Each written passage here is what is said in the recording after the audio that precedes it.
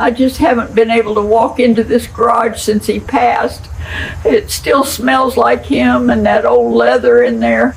I know it's hard, Eleanor, but we have to do this today, or the city is going to put a lien on your house. The desperation in Eleanor Brooks' voice was as sharp as the cold air hitting her face as she leaned on her walker. Watching the garage door she hadn't touched since the early 2000s slowly surrender to the light. If you were forced to disturb the last place you felt your husband's presence just to keep a roof over your head, would you have the courage to turn the key? Eleanor, a retired elementary school secretary who spent decades meticulously organizing everyone else's lives, now finds her own world collapsing under the weight of a 30-day ultimatum from the city.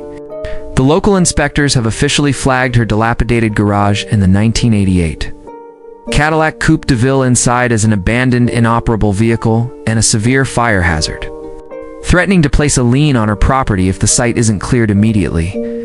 For an 81-year-old widow struggling with mobility and a shrinking pension, the thought of losing the house she and her husband, an insurance salesman, fought so hard to own is a nightmare she never expected to face alone.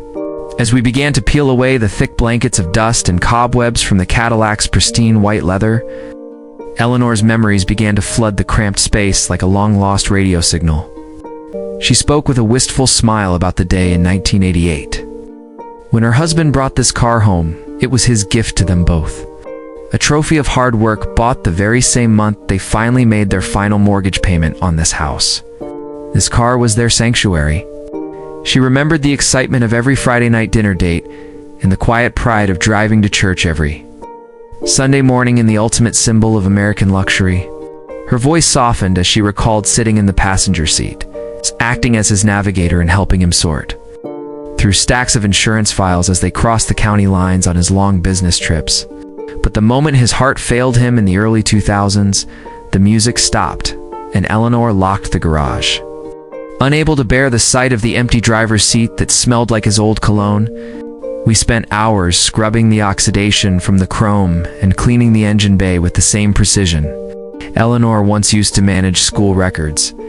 Watching the classic Cadillac shine emerge like a ghost coming back to life, when the engine finally turned over with that signature smooth Cadillac hum, the vibration seemed to steady Eleanor's hands as she reached out to touch the hood. It wasn't just a car starting. It was a widow reclaiming her husband's legacy from a city that only saw a code violation. Should the government be allowed to threaten a woman's home just because she chose to keep her grief behind a locked garage door?